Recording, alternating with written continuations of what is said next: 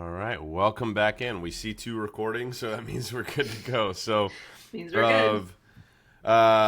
we'll call it episode 20 of the Fit Parent Podcast, but I guess it's really like episode 2 of the Fit Parent Podcast. But it's episode 20 that I've been podcasting, so we're gonna call it episode 20 because then I get credit. Did you know? I don't remember the statistic, but it's something like 75% of podcasts don't make it past 7 episodes or something like that. And then Is that because of like a collective attention deficit disorder that we have? It's kind of like in lose terms steam. of people making them, like people are Yeah. like, I'm gonna start a podcast, and then they realize like, oh, this is a little It's bit hard. more, it's more involved than maybe I think it is, or whatever. And I don't remember the exact statistics. I should get them, but we were talking about them in my conference over the weekend, which maybe I'll bring up at some point during this. You should. Yeah, we'll talk about that as Talk well. about your But proteins my protein whilst traveling, yeah, that that'll you be fun. balanced. You balanced with your strawberry margaritas. All the things.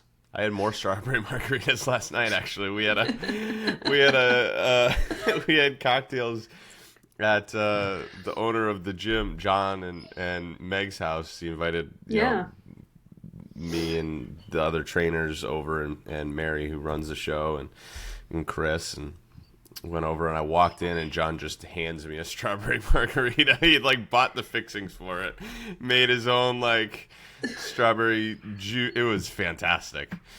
That's awesome. That's I a might good have had boss. a couple. It was great. No, it was a really good Good. time. And I'm a little tired today. I was like standing there in the kitchen at 9:30, and I was like, I don't know if I can keep my eyes open. I'm like having a conversation. I was like, I need to drive home. Like, it was really Yeah. sad. 9:30. I'm sorry. Well, we're getting old. Yeah, it happened real quick. So anyway, as you can probably tell, Amy is with me again. What? Yes, and I So happy to be here. I have really loved having Amy on. So even if for our listener, I really love having her on here. And again, I think that over the course of time, this will be a great resource for people. So I appreciate you coming on, Amy. Of course, I love it. So we are. This is part 2 of our 7-part series, which actually may end up having 10 parts. Weren't you a math teacher? Yes. I proved Okay. my math abilities at my conference this weekend. It was I'm proud a of you. mentor figure of mine, John Goodman, was giving a talk, and he posed a problem to show an example of like, hey, do things good enough, but don't like overreach your boundaries, was kind of the point of it. But he was like, here's a scenario, and then we'll get into protein, I guess. Here's a scenario. Imagine that you do downhill ski racing, and if you go, and it's a season, it's like a 17 race long season, and it's moguls, and if you go like really, really hard, you're going to win 20% of the races that you go really, really hard. But if you go really, really hard, you also have a 20% chance of getting injured and then not being able to race the rest of the season. So he was like, how many races do you think on average somebody would win in the season following that methodology? And the whole table, who knows that I used to be a math teacher, was like, figure it out, math boy. And I was like, I'll prove it to you guys. And so I like wrote it out on like on my notepad, and I showed them all. Like John was like asking everybody, and while I'm doing it, but I needed a calculator. You need a calculator to figure this out. And so he says the answer, and then later that night we're at dinner, and John's over, and we're talking about it. He was like, I had to use Chat GPT to figure it out. And I was like, you could have just asked me. He's like, well, this is what Chat GPT said, and he showed me what it said, and they were like, that's what you wrote down. I was like, I did go to school for a very long time to be a math teacher. See? For good reason. She could solve a problem at dinner. Yes. And that was, I don't know what the relevance of that was, but That's anyway. a great story. Yes. So we will, there are 7 parts to this piece, but then there's, maybe it'll be like bonus series, bonus parts, which are going to be, how do you make this easier? That's soft skills that make these mechanics easier. So we're in part 2 of our series on the building blocks of fat loss, in particularly the order of importance, or the hierarchy of fat loss in order of importance. So I'm going to run through them again in the order that they're in, and then we're going to focus on number 2 today. So number 1 is calorie deficit. If you want to hear that, that was part 1. So go back 1 episode, listen to the whole episode on calorie deficit, because that has everything you need to know about that. Part 2 today is protein. Number 2 is protein. Number 3 is fiber. That's going to just be a riveting episode on fiber. Just going to be... It actually, I'm really excited about it, but it does not sound like the one about fiber, like the Friends episodes. I mean, like, fiber gets a bad... that was good. Fiber gets a bad rap. Well, that's some a negative funny... connotations. Yes, which, ironically, one of my favorite sources of fiber is my wrap that I eat for lunch. Oh. Look at that. Just with a W, though. I set you right up. You did. That was just a batting practice pitch. So 1 calorie deficit, 2 protein, 3 fiber, 4 is sleep, 5 is daily movement, mostly measured in the form of walking and or steps. Number 6 is strength training, and number 7 is cardio. And we talked about last time that we oftentimes flip this bad boy on its head, or at least focus on the bottom few rungs, cardio, then strength training, and then maybe our daily movement before we focus on the things above. But you can and will lose fat without numbers 6 and 7. They are part of it. All of this is part of a complete thing, but you can certainly make a go of it. There's an analogy for this, and I have to think about it. I had one, and I forgot about like what, it's complete, but those things really make it more complete. I don't know. I can't figure it out. But anyway, today we're going to talk about protein, as we're 4 minutes in. Oh, that's not that bad. I thought we were further in. That's not bad at all. Yeah, We're doing great. I thought we were further into this of talking about random things.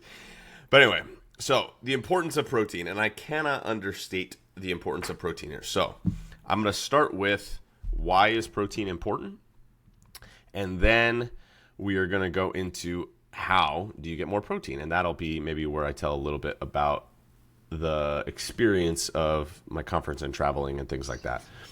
And maybe we'll just do a total recap on the conference. We'll see how it goes. But so there are 4 reasons for why protein is essential for fat loss. The number 1 reason why is that protein preserves muscle. So we talked about a little bit last week with the calorie deficit. That is a math equation. That is a law of thermodynamics, calories in versus calories out. If I burn more calories than I consume, then I'm in a calorie deficit, and therefore I will lose weight. The weight is going to go out of me in the form of carbon dioxide, if you're curious. Breathing or farting. Like that's kind of where it goes. You breathe it out. Thanks for clarifying. Just in case you were curious where weight goes. So calorie deficit is going to do that. Now, that is what causes us to lose weight. In a calorie deficit, I lose weight. That's what happens. If I want to lose fat, which is different from losing weight, I need to be eating enough protein because protein preserves the muscle. So that means that the weight that I'm losing is fat and not muscle and fat. So there are a few components to your overall weight and why the scale might go up or down. Thing number 1, right? Component number 1 is fat. Component number 2 is muscle. And component number 3 is water weight and other, systems that can fluctuate, food in your system, etc. That's mostly the daily fluctuations. So if you see the scale go up or down a crazy amount day to day, that's usually due to water weight and or food in your system. And we will do a whole series on that at some point too, why the scale can go up and down. But for instance, I left this weekend and I came back 6 pounds heavier than I was before. And I ate a little bit more, but I did not eat 6 pounds more. All right. So and I'm down now to within a pound of where I left. And it took almost a full week for that to happen, but that fluctuation happens. But if we want the weight that we lose to be fat, which is usually what people are talking about when they say what they want to lose weight, right? Sometimes it's like I don't care what the weight is. If I'm in the obese category and I'm, I have 100+ pounds to lose, some of it you don't really care all that much. It's just like I just got to lose some of this and I got to lose it pretty quick. But that's where the reasons 2 through 3 will come in, why protein's important. But particularly for losing fat, which it kind of gives us that toned look. We talk about, like a lot of women talk about, I just want to get tighter, right? I just want to tighten everything up, like shrink wrap. Like I just want to just tighten it all up. Toned, lean, tighter, all of those types of phrases and descriptions are a reflection of I'm losing body fat and not just weight. When we lose weight, that's just basically I'm just shrinking. I'm just becoming a smaller version of myself. And I don't love this term at all. I wish that there was another term for it, but it's the best one to describe it. But if you're in a calorie deficit without enough protein, you can end up with a physique that is referred to as skinny fat. And again, I hate that term, but that's the idea of like I'm smaller, but I still have a little bit of a belly or common mom pooch. Like that's a common one. Like you just got a little bit of a belly, but I'm smaller, but I don't have the physique that I'm oftentimes looking for. And so losing fat and losing weight are not the same thing.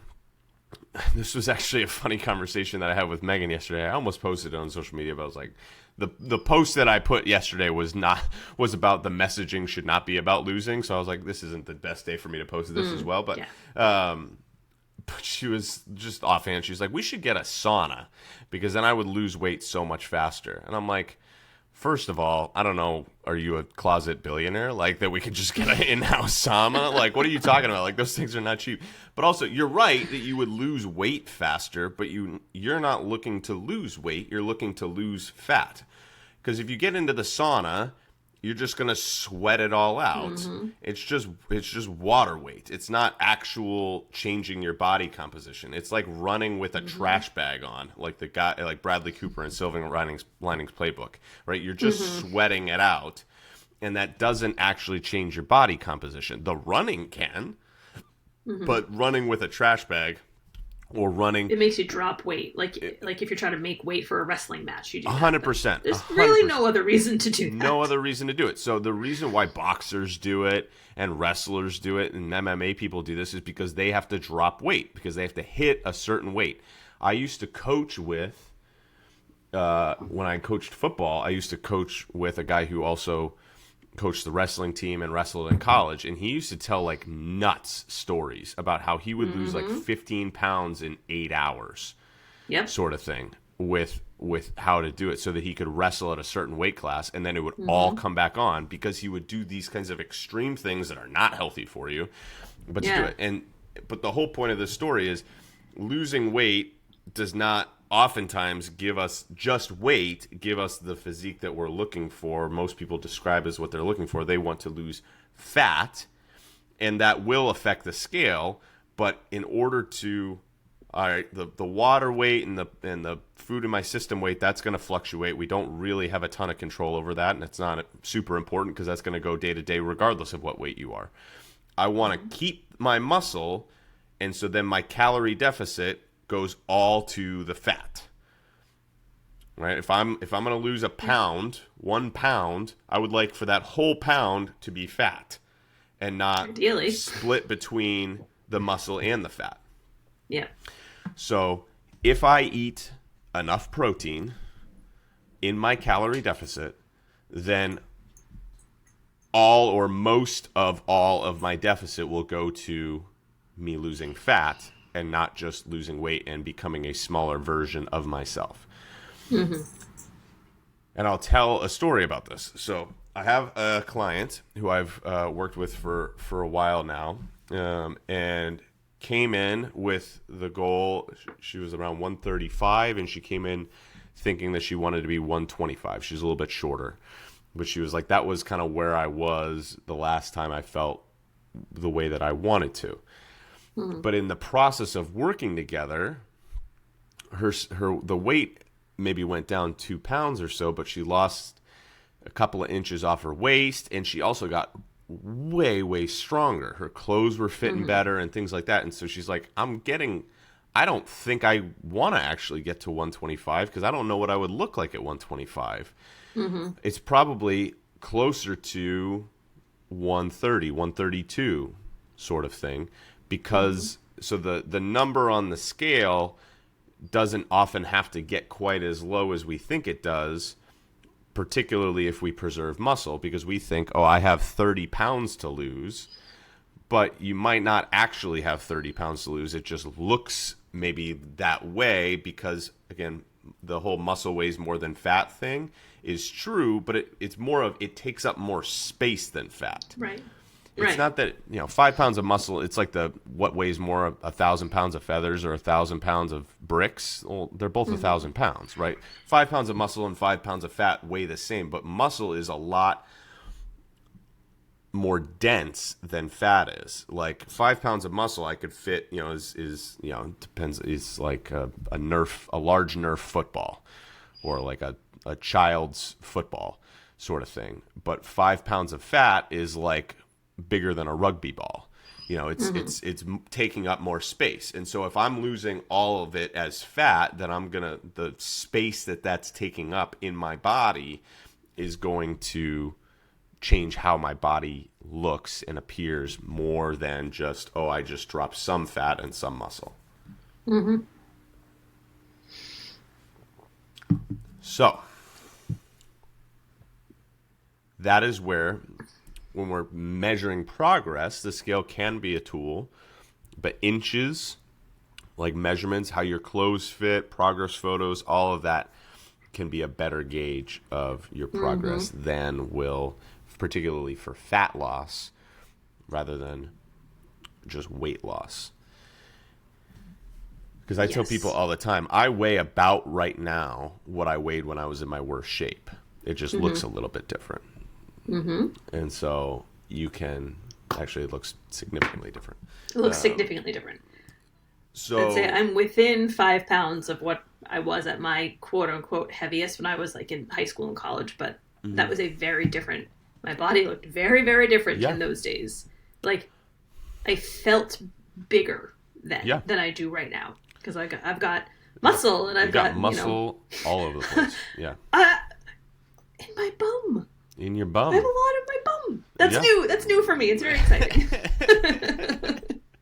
That's still my favorite story was like when you tried on pants and you're like, they don't fit because my butt is too big because I've got too much muscle versus like the contrary side of it. Squishy. Yeah. Oh man. I love that. I was thrilled. So I was like, well, because it was one of those things like, yeah, I may have gone up a half a pant size. I don't know, because I don't know. There is no such thing as pant size. I could be a 4 or I could be a 12, depending on which store I'm shopping in. But I tried these pants on, and I turned aside, and I was like, oh my God, I look amazing. And I've never had that thought. So thanks for the glute camp. Yeah. And all the extra junk in my trunk. Yeah. Appreciate it. Appreciate it. John appreciates it as I don't. Oh I don't know how to respond. I wish you could, if you're listening. You say you're welcome. See, like how bright red I am. I'm normally pretty kosher about this, but every now and then I hit a moment where I'm like, wow, that's where we're at. You just say you're welcome. You're welcome. You're welcome. My word. That is one of my favorite stories. And this is, I think it's probably worth bringing back to. So I talked about this yesterday in the post that I did on social media, which I probably should have told this story as an example. But so much of the culture and the messaging in fitness is about losing. And so this is about losing fat. And there's nothing wrong with having a desire to lose fat and to, fit into different clothes and feel better. Like nothing wrong with that. However, there are also things to gain in the fitness space, and the idea of that confidence coming from muscle that you've built versus something that you've lost is a really interesting head shift to like, look what I've accomplished, look what I've done, created, built, versus look what isn't there is an interesting shift in the focus there. So yeah, I agree. So yes, I love that. So then when we're talking about protein, again, protein preserves the muscle that you have and even gives you the potential ability, when paired with strength training, which is number 6, to build muscle. You can build muscle while on a calorie deficit. It is harder. I will not pretend that that's not the case. It's certainly harder to build muscle. It's going to be slower. But if you are newer to strength training, you have the capability, probably better than anybody, to live in this beautiful holy grail of fitness, which is simultaneously losing fat and building muscle. Like, it is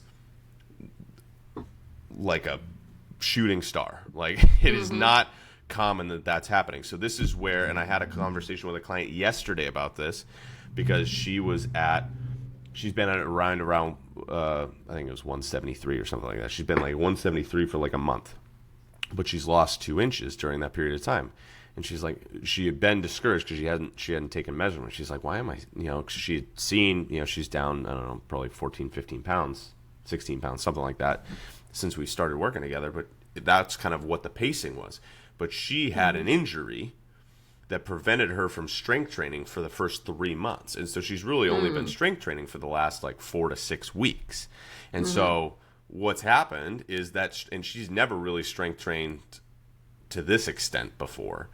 And so she's strength training really for the first time, paired with her calorie deficit that she, and her movement that she had been doing when she was injured, and enough protein, she's putting on some muscle. So I'm like, you probably lost a couple of pounds of body fat and you put on a pound or 2 of muscle. And so the scale has stayed basically the same. And you know that that's the case because you're getting stronger on all of your lifts and your inches are going down. So the inches going down is telling you that you're losing fat regardless of what the scale says, and you're getting stronger in the process and the scale's not going down. So if you're getting stronger and the scale's not going down, but you're losing inches, that means you're putting on some muscle, which is a great thing.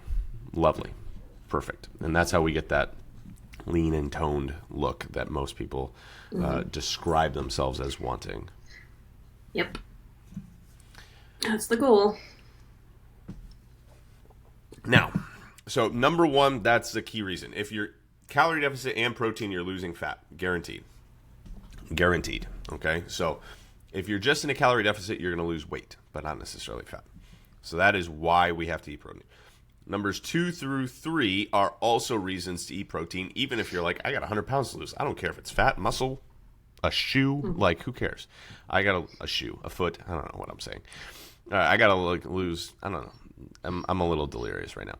I don't know. I think it's correct, because whenever I go to the doctor's office and they have to weigh me, I wear the lightest weight clothing I have. I make sure that I'm not carrying my purse. I take my shoes off. I take my sunglasses off. I'm like, listen, every ounce counts. I don't want credit for things that aren't actually me.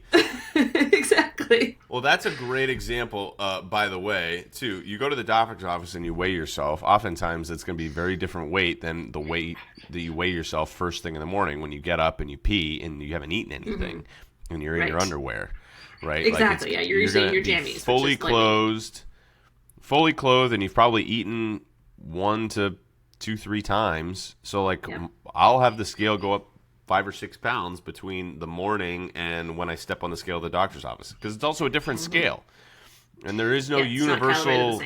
It's not universal across the board.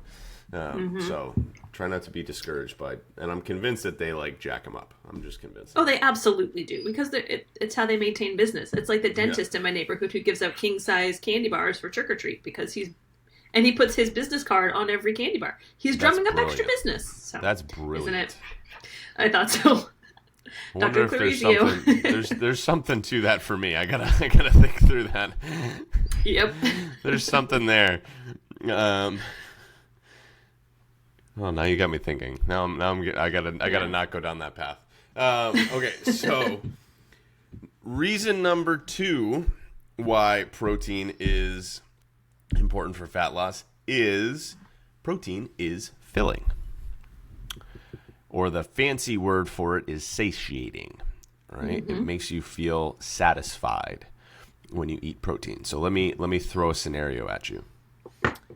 I eat 200 calories of a chicken breast, right? Like a big old chicken breast, versus I eat an apple cider donut or a brownie. That's also 200 calories.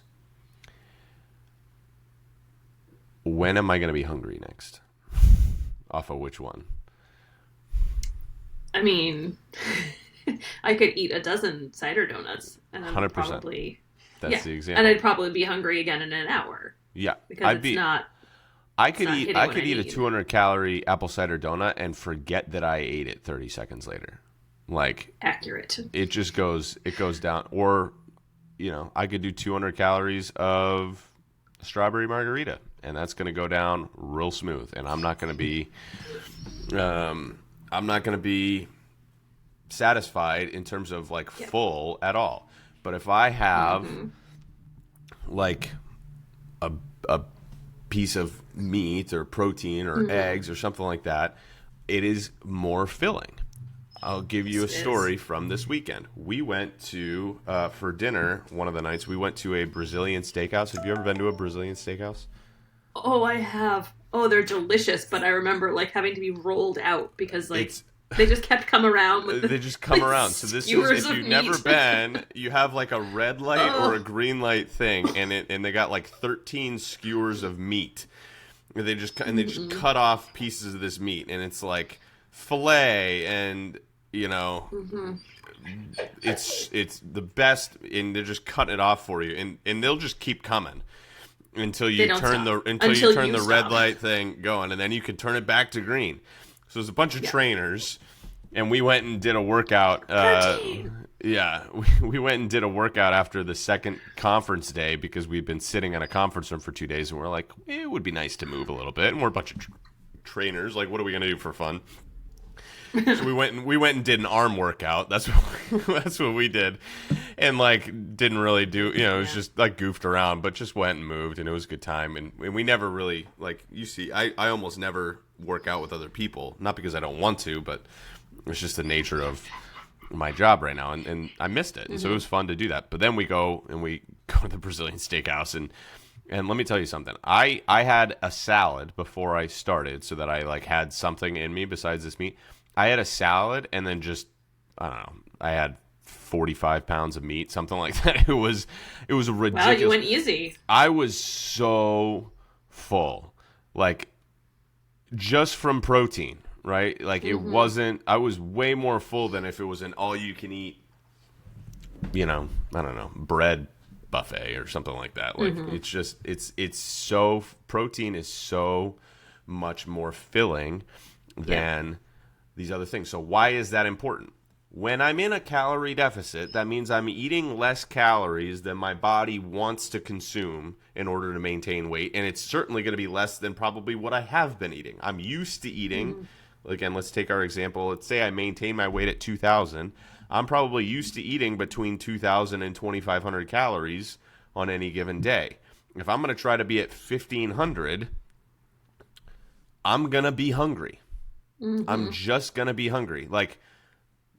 Anatomically, I'm going to be hungry because my body is used, it wants to maintain. This is a stressor on my body. My body wants 2,000 calories, and it's also used to 2,000 plus calories. And so the challenge with a calorie deficit is I have to do it long enough to see results. And so if I'm going to do it long enough to see results, I need to be able to kind of game myself into staying full long enough between meals and between things so that I'm not so inclined to go and eat, snacks in between and push me over the calorie deficit. Like I could lose weight. I'm not saying lose fat because of the protein piece, but I could lose weight in a calorie deficit eating only apple cider donuts. Like if I one day just had half a dozen apple cider donuts, call that 1,500 calories, and that was all I ate for the day, I would lose weight. But I would be starving. Yeah. All day. Yes.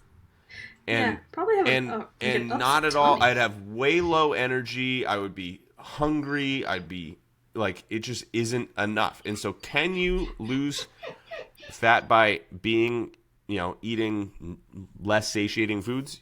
Yeah, you can. Sure. But protein makes it easier to do that, so you stay full long enough in between your meals to be able to maintain your calorie deficit for long enough to see the results that you're looking for. I've been trying to keep my proteins just available. I buy extra packs of just plain old chicken breast. And then every Monday I have an air fryer, which I don't use. It's not like the basket kind. It looks like a giant toaster oven, which worked well because my oven broke last week and I'm a baker, so I can actually fit whole cake pans in it. But I'll air fry 5 or 6 chicken breasts with just like a touch of olive oil and then this Ajika seasoning from Trader Joe's, which is just like, it's spicy, but it's delicious. And it's super satisfying because I used to need like a dipping sauce with chicken because chicken breast is so freaking boring. It is. So you have to, for me, I've had to find other ways to satisfy that flavor need. So this one covers all of the bases and it kind of tastes a little bit like a barbecue sauce, which is my preferred dip of choice. There you go. So I keep those in the fridge so that if I'm hungry, it's either that or like I'll do a peanut butter with, an apple with a little bit of peanut butter or almond butter just to try to get that. It satisfies the sweet, but for the protein, I have the chicken just sitting ready in the fridge. Yeah.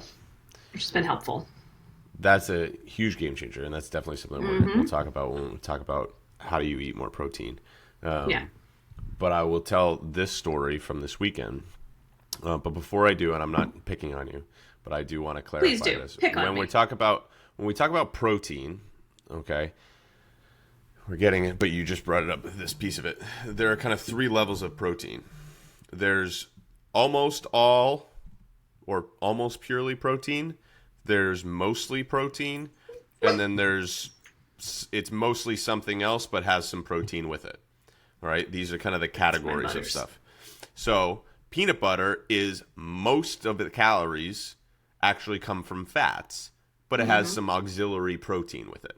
That doesn't mean that it's a bad choice. You just want to not think of peanut butter as a protein source. Yeah. It's a fat source with some bonus protein, right? Quinoa, lentils, right? These are other examples of any nuts, right?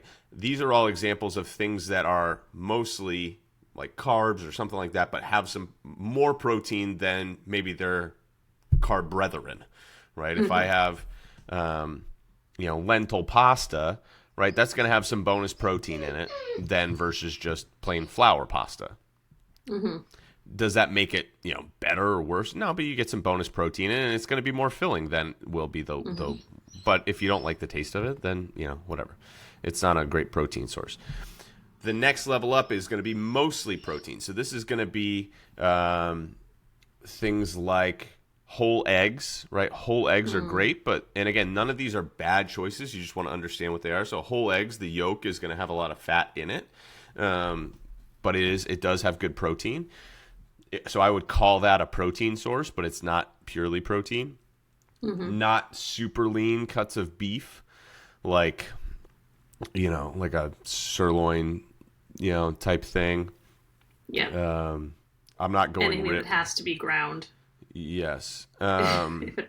Salmon is another one. So salmon has fat with it. So again, this is dominantly protein, but has some fat, or usually has some fat or some carb in it, something like that.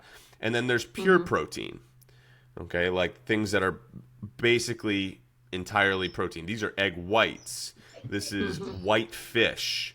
This is chicken breast. So chicken thigh would be in the mostly protein. Chicken breast would be in the purely protein. Like really high percentage lean ground beef or turkey, right? They have like 93% or 99% lean ground meats up there.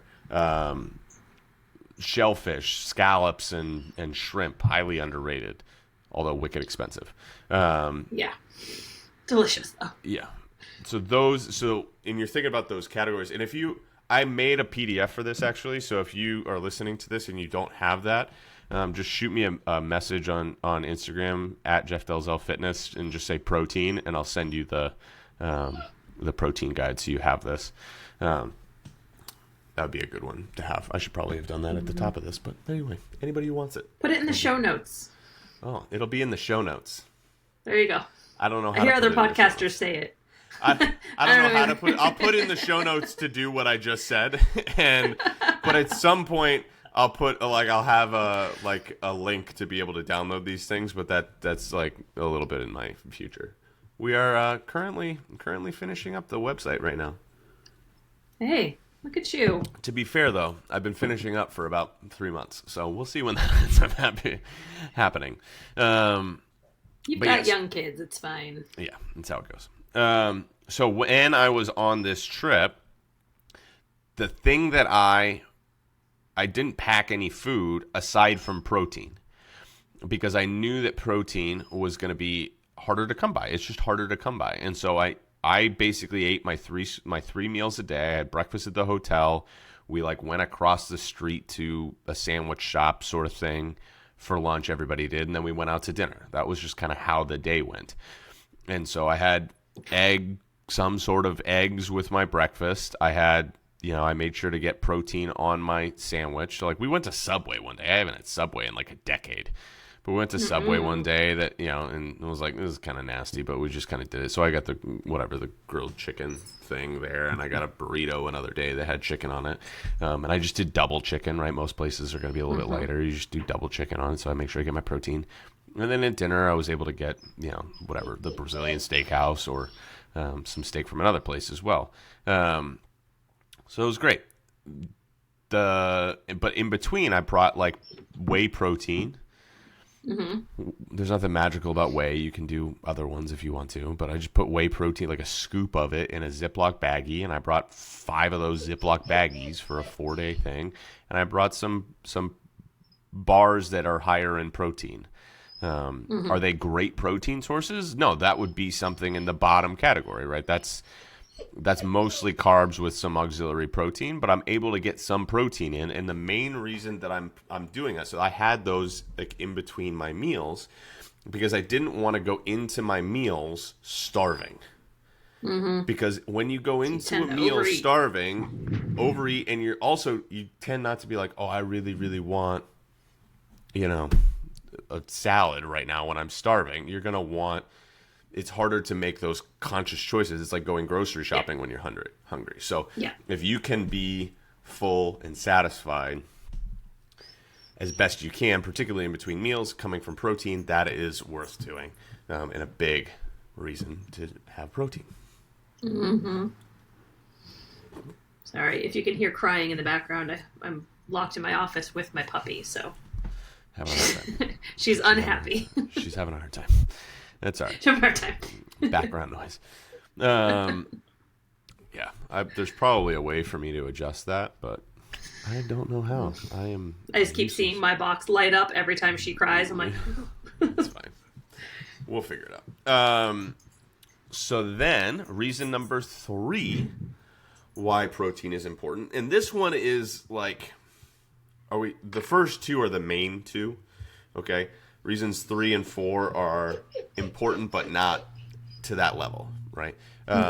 Reason number 3 is that the thermal effect of food for protein is higher than it is for carbs and fats. What I mean by that is you can literally eat more calories for less with protein than you can anything else. You burn calories eating your food, right? It costs you, your body, it requires energy to digest your food.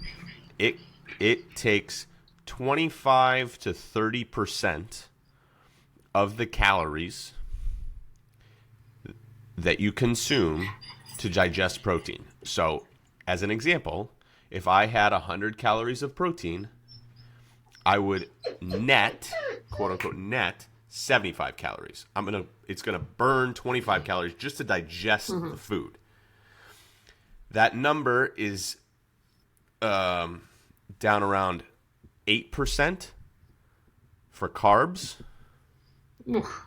and down around 3 to 5% for fats.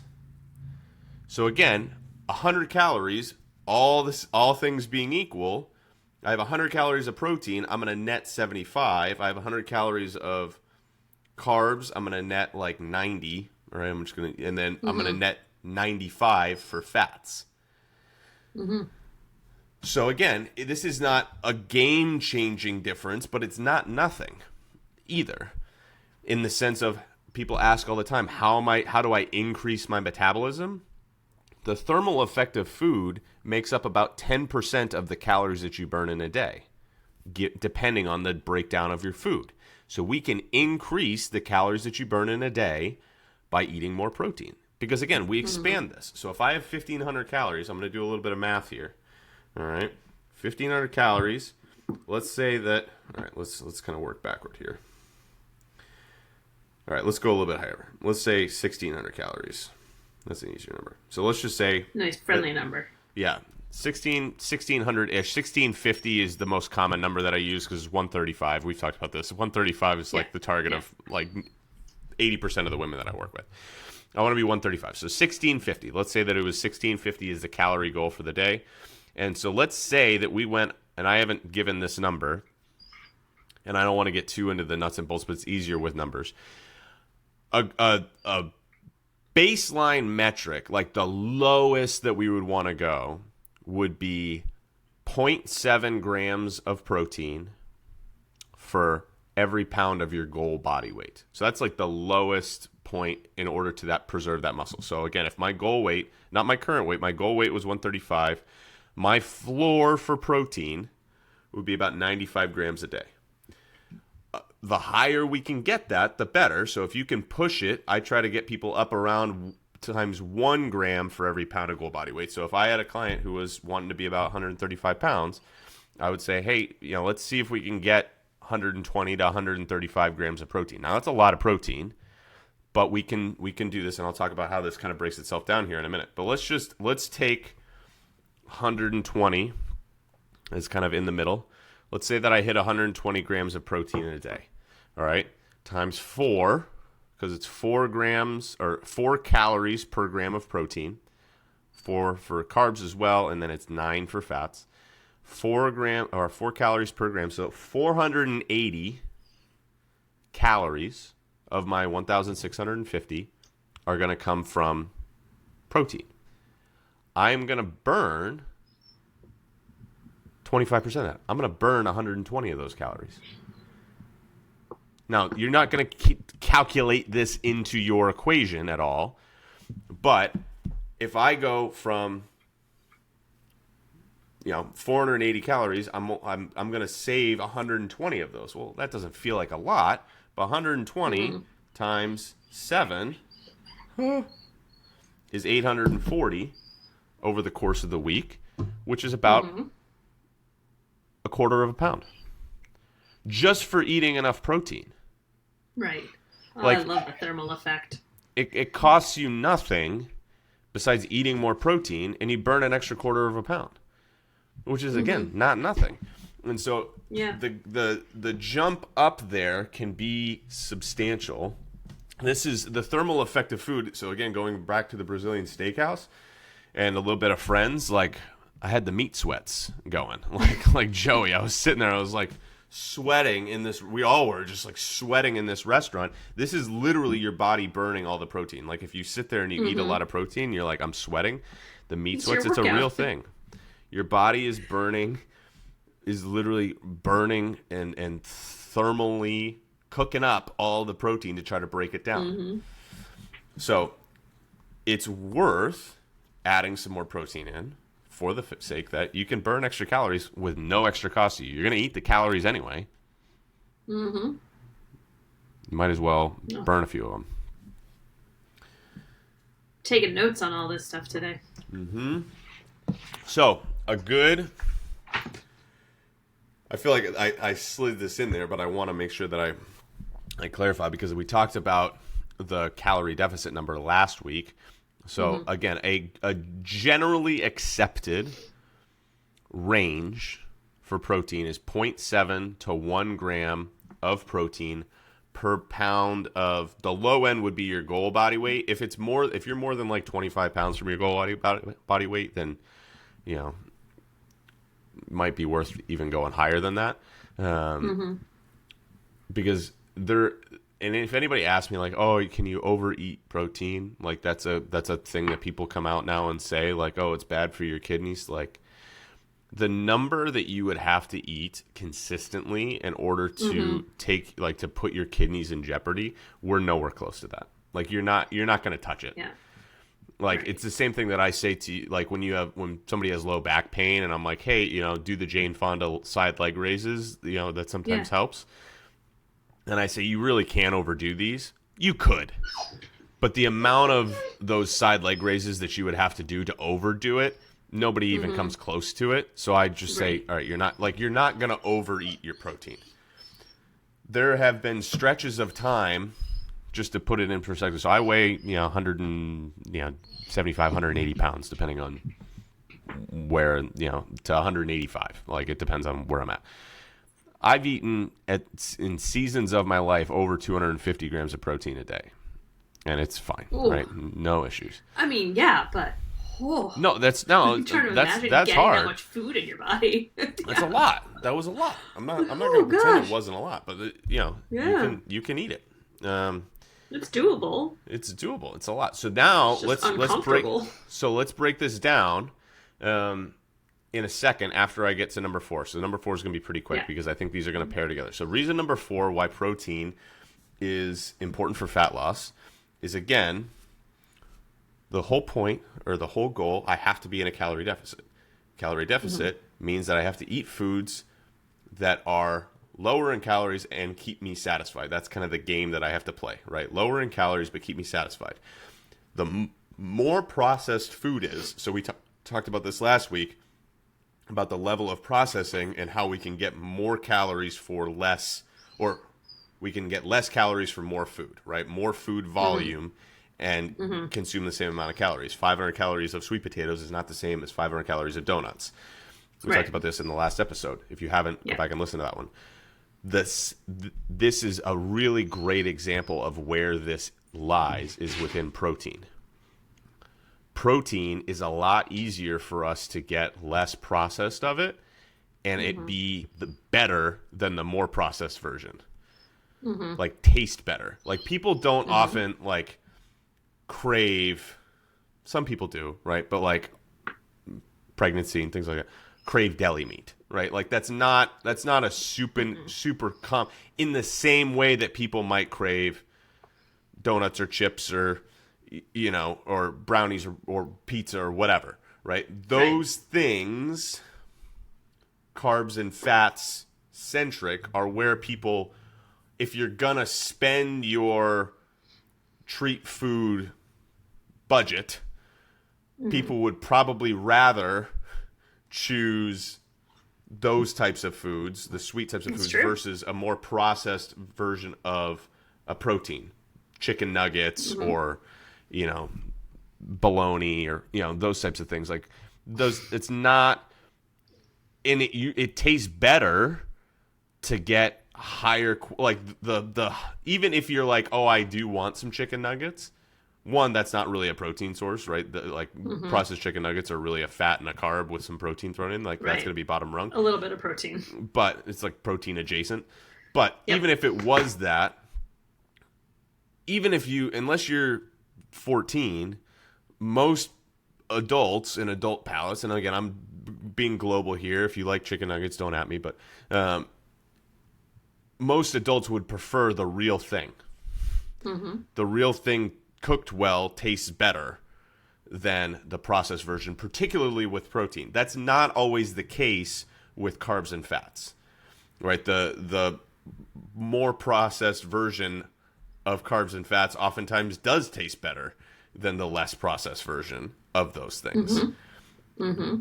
And so it's an easy way for us to improve the overall quality of our food is to start in the protein category. If I'm looking to just take the whole, if I talk about like the level of the quality and the process level of my food, I'm going to take it from a D to a C. The easiest place to go and actually have my food taste better is to adjust my protein. Mm-hmm. And get it from more whole, less processed sources. Just even thinking about deli meat kind of gives me like the willies. Yeah, not a big fan of deli meat. I'm not a fan. Not a fan of deli meat. That's just, it's a texture thing for me. But some people, are all about it. I don't know. A lot of this is cultural too. So like people grow up with it, and I didn't really grow up with deli meat, but. No, I grew up with sandwiches made with whatever dinner was the night before. So I had a lot of meatloaf sandwiches. That's a pass on me. So coming back to how do we get more protein in now? All right, so this is going to be kind of how we finish this off. So thinking about, again, numbers wise, but I'm going to break it into some strategies. But numbers wise, let's just take our 120 grams of protein. That person who's shooting for about 120 grams. Okay. If you're doing 120 grams, this is where, now I haven't really talked, I don't think, on this podcast about like what strategy of eating, people, and I'm not going to tell people like intermittent fasting, eat frequently, whatever it is. Eat the way that makes sense for you. Okay. I have some clients who do intermittent fasting and like it because they're just not hungry for breakfast. Mm-hmm. My wife is that way. Like Megan at most will have a very light breakfast, but like during the summer when she's not teaching, she'll get to like 1 and she's like, I haven't eaten anything today. I'm like, I would. Yeah. Whereas for me, no, I wake up hungry. I wake up. So this was another story from this weekend. So I don't travel enough to travel smart. Like I'm pretty stupid when it comes to like booking my travel. And so I booked my flight out for 6 a.m. And I was like, I'm up early. Like 6 a.m. is not that early. But then you start to work backward. You're like, okay, I got to be at the airport. It's like 2 hour. Well, and nobody's going to wake up and drive me down there. So I got to take the bus. So we're about an hour or so. So there's a bus that runs, and they do an hour and a half long trip because you got to stop at another bus station. So it runs like every hour on the hour. So the one that I had to take left at 3 a.m. and it put me at the airport at 4:30, which meant it's about 20 minutes from my house, and I had to get there a little bit. So I had to leave my house at 2:30, which meant I had to wake up at 2 in the morning. And then I flew to Mountain Time, so I flew 2 hours back, and we were up until like 11 o'clock at night. So I was up for like 22 hours. I was useless. But they were like, man, how are you doing? And I was like, well, I had breakfast before I left the house. And they're like, you had breakfast at 2 in the morning? And I'm like, the idea that I'm going to wait until I get to the airport and eat airport whatever food, which is not going to be super satisfying. But like, I'm just going to be hungry. I got to eat first thing when I wake up. It's just what I got to do. And there's nothing wrong one way or the other, but there is a benefit, particularly when it comes to being in a deficit and trying to get enough protein, to eating a little bit more frequently, because it allows you to split up your protein intake across multiple meals. Versus if you do something like my wife does, which is, she doesn't do like, oh, I'm doing intermittent fasting. She just kind of eats 2 big meals a day and like has a snack in there. She's got to eat a lot of friggin' protein during those couple of meals in order for her to reach her goal, right? Like if she gets, what that looks like. So this is what it might look. She might get 20-ish grams of protein in her morning light breakfast. It's a protein bar. It's yogurt, Greek yogurt with some berries in it. It's a protein shake. 25 grams of protein. So let's take the 120. So now she's got 100 grams of protein. Yeah. That she's got to eat. And so she might have an afternoon snack. She might not. Who knows? But like between lunch and dinner, she's got to have, 40, 50 grams of protein at each.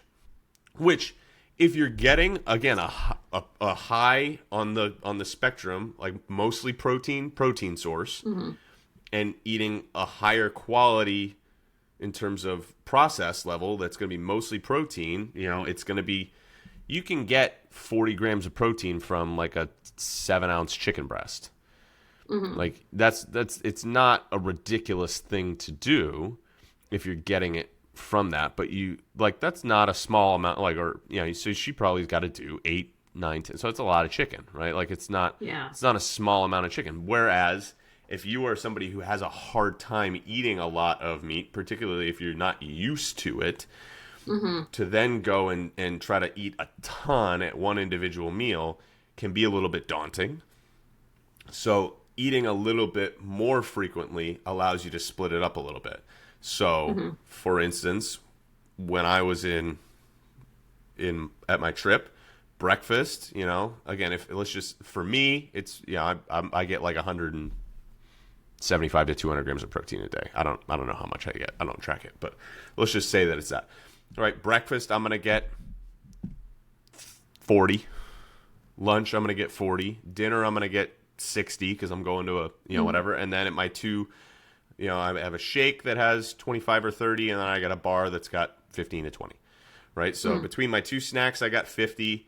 My dinner, I got 50. That's 100. And then I got 30 to 40 at breakfast and lunch. There's my 180, right? So, but it's easier for me to split that up. If I hadn't had my snacks, first of all, I would have been a lot lower, and I would have been hungrier. And I would have had to eat a lot more at those meals than I might have otherwise. So if we can break it up, so the 120 person, I have breakfast, lunch, and dinner. Let's say that I'm going to get 30 at each of those. Breakfast, lunch, dinner, I get 30 at each of them. And then my two snacks, I get 15 each. There's my 120. So it's pretty easily doable if you focus on those. And so then here's the question. How do I get enough protein within the meal? So this is my... Have we talked about Gordon Ramsay? Have I done my Gordon Ramsay thing? Have I told you at all? Oh, I'm sure. Yeah. I don't know if I've done it in the podcast. I have the brain of a, So forgive me if you've heard this. Goldfish. Forgive me if you've heard this story before, but this is one of my favorite teaching points. So I love Gordon Ramsay. Love MasterChef. I'm a little bit of a nerd for that stuff. And Gordon has a phrase that he says on MasterChef. And he's talking to the contestants. He's like, what's the hero of the dish? What's the hero? Right. Yeah. And so it could be whatever. What's the star? What are we building the dish around? Is it the salmon? Is it the lamb? Is it the pasta? Is it, what is it? What are we focusing on? If you go to a nice restaurant, you order the hero. I'll have the lamb. I'll have the duck. And then all of the other stuff is there to serve or highlight the hero. It's there to make the hero not just be a hunk of meat on a plate, right? It's to make it a cohesive dish. So how do you get that amount of protein in? You got to make protein the hero of at least all of your meals, meaning that you are building the meal around a protein source. And then everything else is there to make the protein more palatable. So, for instance, let's take the Greek yogurt example of my wife. My wife does not like plain Greek yogurt. She just doesn't. Megan doesn't. No, nobody does. Nobody tastes like sour cream. Yeah, not good. So, what does she do? Well, she wants the protein from the Greek yogurt. So she'll put in some like frozen blueberries and maybe a couple of dark chocolate chips. Right? Just to make it a little bit yummier. So those extra things, right, the blueberries and the dark, that might be an extra 100, 150 calories. Who knows? Right? So you take, but those 100 and 150 calories are kind of the cost of doing business to get the 25 grams of protein from the Greek yogurt. They make the Greek yogurt palatable. They make it a dish. They make it yummy. Cohesive. Yes. Protein shake. She doesn't just like I can drink just like milk with a scoop of protein powder. It tastes like chocolate milk to me. She doesn't like that. It doesn't taste very good to her. But she'll drink it like blend it up with a frozen banana and a little bit of peanut butter or peanut butter powder in there. And so again, to get the 25 to 30 grams of protein from the protein powder, the milk and the banana and the peanut butter, however many calories that is, are the cost to get the protein into me. So the game is, I want to make this as palatable as I can so that I enjoy it, so I'm not forcing protein down my like plain chicken breast and you know what I mean?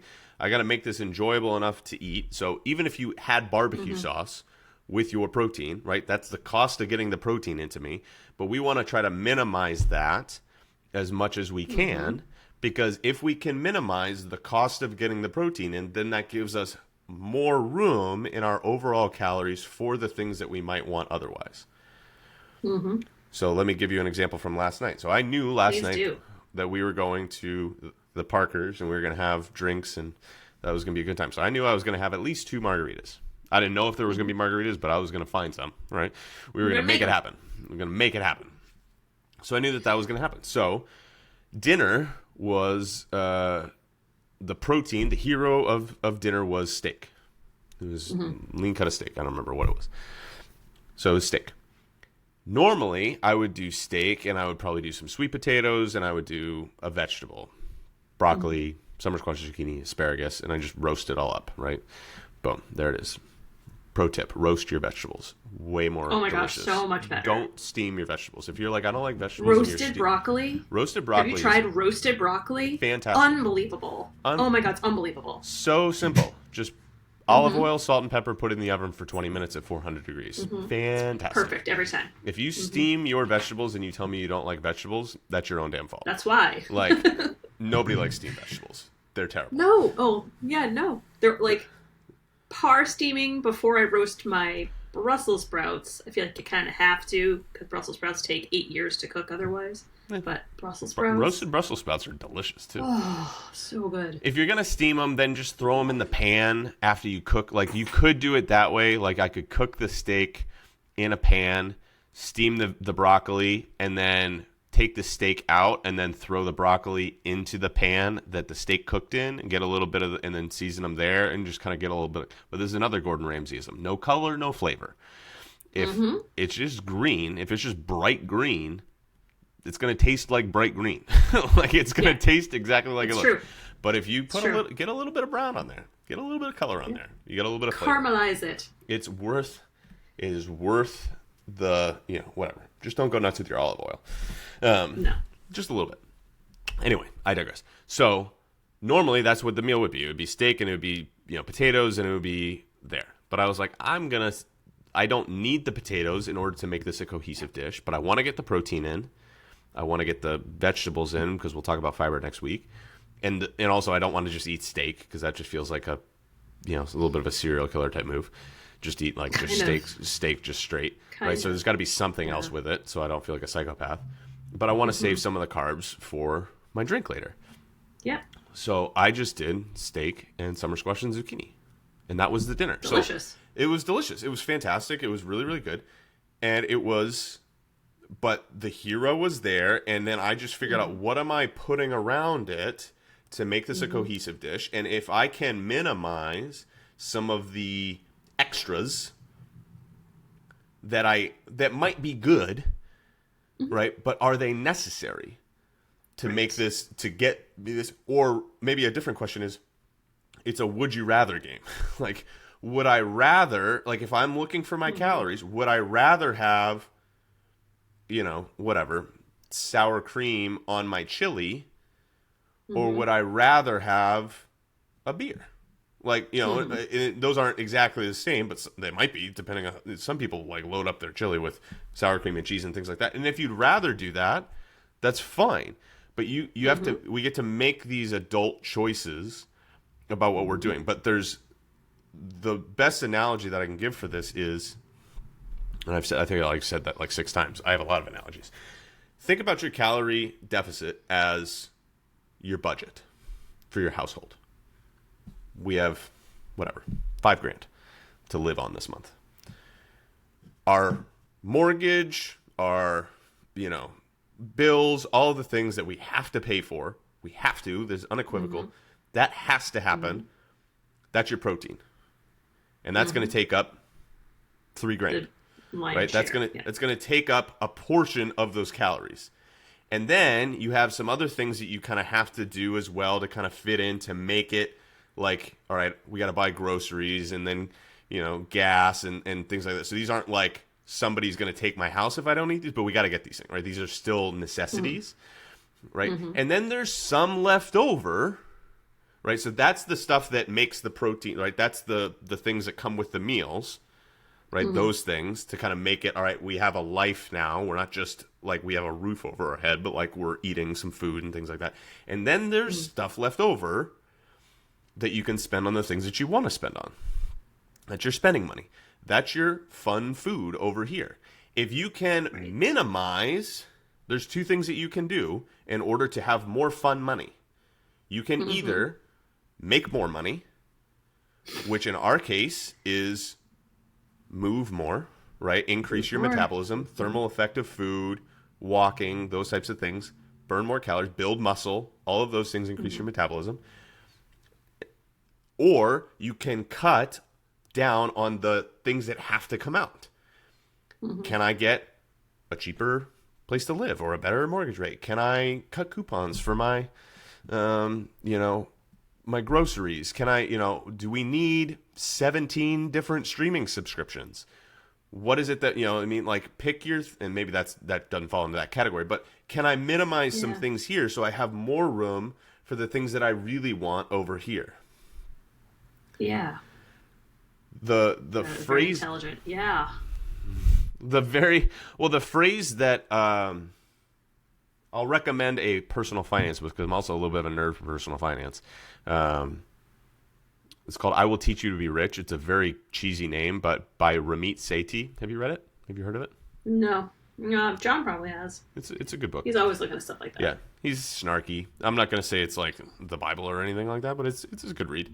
But his phrasing is this concept, which is you want to be able to spend lavishly on the things that you really love, but in order to do that, you have to cut mercilessly on the things that aren't the things that you really love. The same thing is true with food. Enjoy lavishly the things that you really, really, really love. Like make a hit list. Make the 4 or 5 things that you're like, these make me feel like Winnie the Pooh eating honey, right? Like it's your hall pass of food. Yeah, the food that you're not gonna say no to. Like when I walked in, I don't care if I had walked in mentally thinking I'm not gonna drink last night. When John hands me a strawberry margarita, it's going down the hatch. Like doesn't matter. There is like I'm not like not from an alcohol, but it's delicious, right? It's delicious, and it's your boss. You can't say no. Right? But margaritas, pizza, brownies, apple cider donuts, right? Those are kind of my hit list of things. There are other things that I like. Don't get me wrong. But I'm not gonna eat Oreos. Even though Oreos are delicious, fine. Even though they're fine. But are they a top 5? Yeah. Because if I eat the Oreos, then I don't quite have the room for this other stuff over here. So can I, or even Oreos are, there's also just the incidental stuff within the day. Can I, instead of talking about on my wrap that I have for lunch every day, that's chicken and not every day, but most days, chicken and peppers and onions and a wrap, or I could do that like a big heavy calorie wrap that's 300 calories and I could put a bunch of sauce on there and whatever, or I can get like a pretty low calorie wrap that tastes about the same and use hot sauce that's got basically no calories in it. Not none, but like not a lot. And all of a sudden I save 200-300 calories just by making some swaps and minimizing the cost of getting my protein in so that I save it for the things that I'm like, I really, really want that.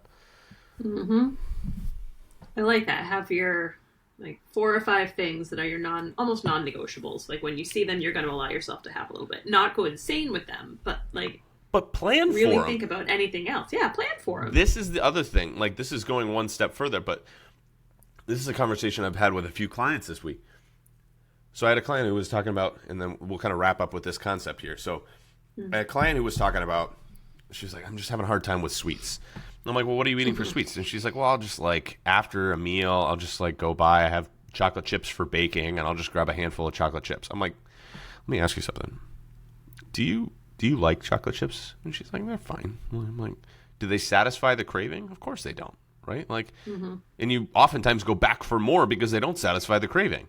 Exactly. She's like, it was just like, not, I'm like, what do you actually like? If you could have any, she's like what are you talking about? Like a chocolate cake with a ganache and mousse, and I was like, that sounds pretty dang good.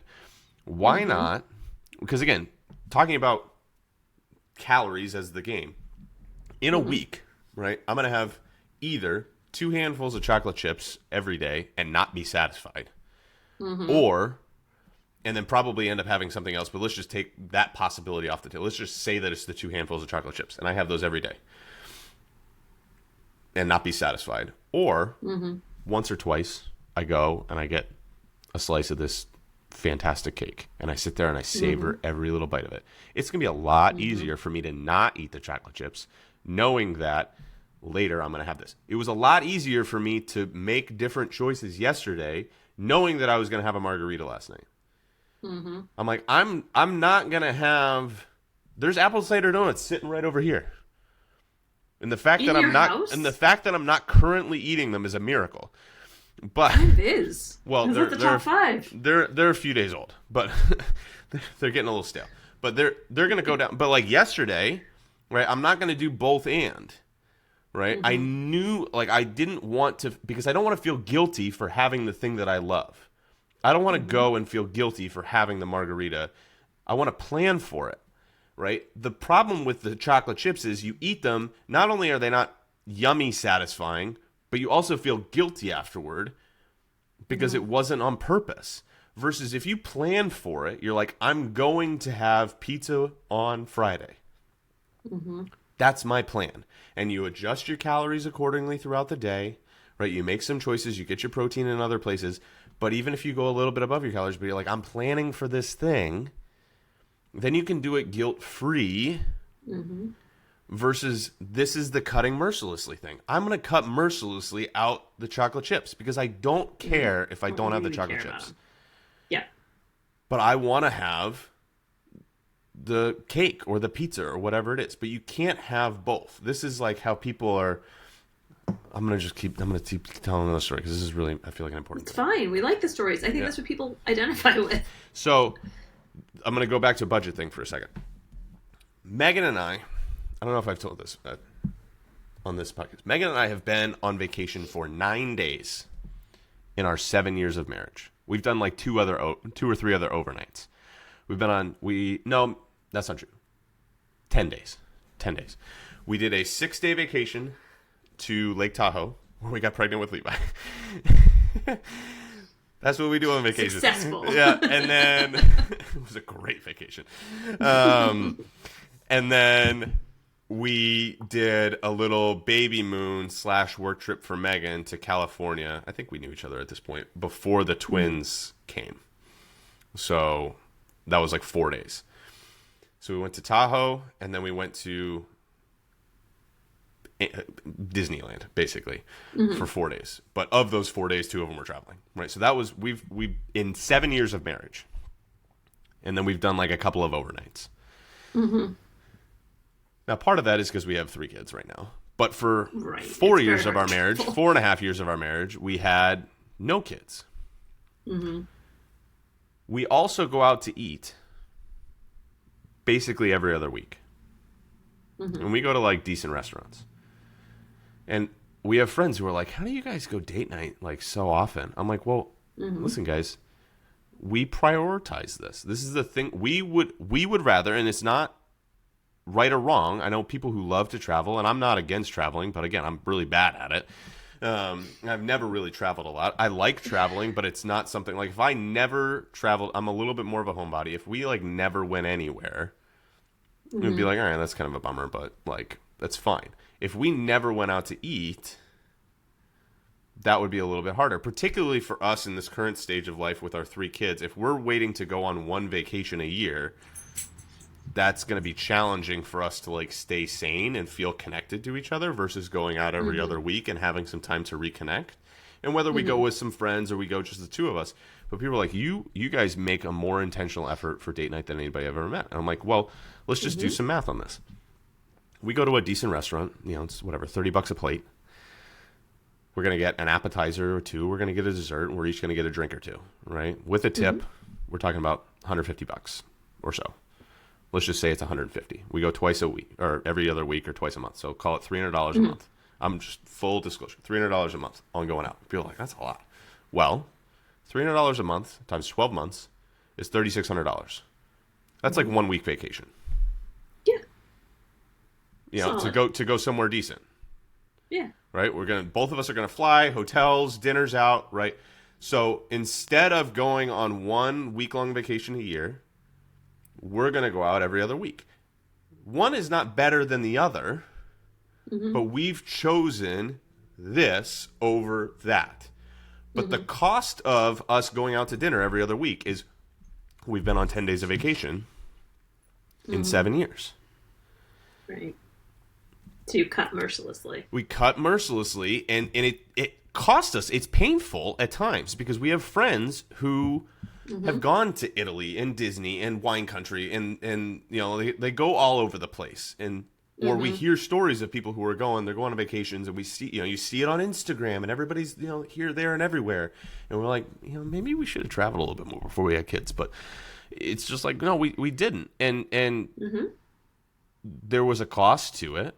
But we chose this other thing, and there's benefits to that. When we were able to buy our house, which is not like a holy cow house or anything like that, but we were able to buy a house that was way more expensive because of where the market was at the time than I would have anticipated for our first house, because we had no debt, because we spent the first few years of our marriage paying off all of Megan's student loans. And there was a cost to that. We didn't go out to eat much during that season because the cost was we're going to do this instead of this, so that then down the line, now we can go out to eat with no guilt.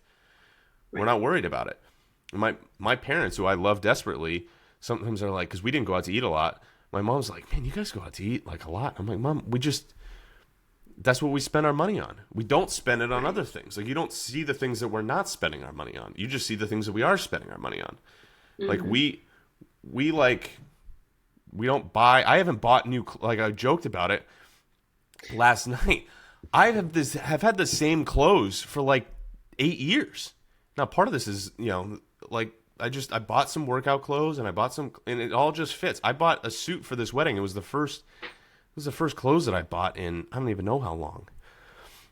And so we choose not to spend money on other things so we can spend money on these things. And the same is true when it comes to our nutrition. We have the things that we have to get in, but you have a fixed budget. We have the things we have to get in, which is your protein. And then with everything else, you can choose what you do with it. But pick the things that you really care about. Well said. Give me some ideas for what I'm going to eat for lunch, because I'm starting to get pretty hungry. There you go. I've been stuck up in my office. I've had multiple meetings this morning, so the only thing I've had today is an RX bar. I'm so hungry. Yeah, so that's a great example of like, that's probably not. I'm starving. Yes. Well, we'll wrap it up here, but this is coming back to the very last thing that you said. The last thing that I'll say to make consuming protein easier is, you talked about it with your air fryer, getting it done ahead of time. Prep it. Have it be available to you. If it's available, right, lower the barrier to entry. Make it easier to eat your protein. So batch cook it. It's like grill up, get a pack of chicken, grill it up, or throw it in the air fryer, throw it in the pan, throw it in the oven. Get some flavor on it, and then just put it in the freezer, put it in the fridge, so you have it, so you can just pull it out. And then you can build the meal around it. But like meal prepping, I don't meal prep. I just ingredient prep. Protein prep. Yeah. Because if the protein is done, then it's just a matter of filling in around it, right? I could make it, I could take the chicken and make a salad. I can take the chicken and make a wrap. I can take the chicken, cut it up, and put it in some pasta, right? Like,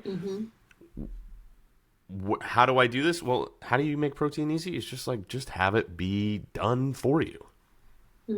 Just have it be done. I think people get really nervous about like they see all these people meal prepping on whatever Instagram or TikTok or whatever social media they use, and sure, it looks beautiful, and it's all these like, modelly looking people with all these beautiful plates of food. I'm like, yeah, that's cool. I would get really tired of that, having the exact same thing for every meal for the entire week. But people get kind of overwhelmed by the idea of we have to have the right containers and we have to have the right, like everything has to look a certain way or be a certain way. I like the idea of just having the ingredients prepped. So like I'm thinking in my fridge right now, I have whole acorn squashes that I roasted that are like super tender and delicious and ready to go with just salt and pepper. So add flavor to that. I have the chicken. I have greens. I have so much cottage cheese because we love cottage cheese in this house. Like all these things I can... Hard pass. Oh my god, so good. Hard pass on the cottage cheese. It's so good. No, that's a texture thing. I use it in everything. Well, have you ever blended it up? No, I don't want to. So if you run it through a blender and put some seasonings in it, like, it's delicious. It's too much work. Too much work. But batch cooking vegetables every week is fine. But putting something in a blender for 30 seconds too hard. It's too hard. It's more of a like it might actually taste good, but like I just can't.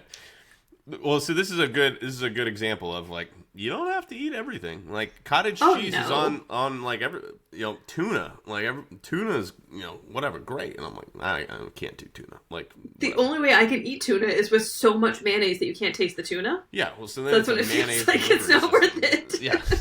So it feels like I'm working in reverse there. That's not the goal.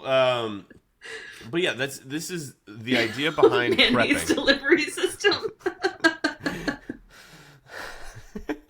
That's great. That's a great band name. I call it.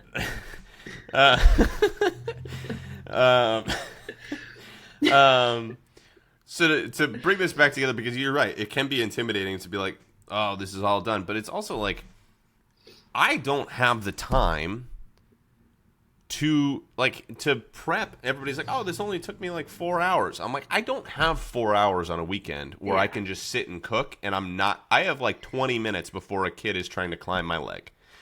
Like, I just don't. So that's enough time for me to throw chicken on the grill, walk back inside, play with the kids, and then say, all right, you hide.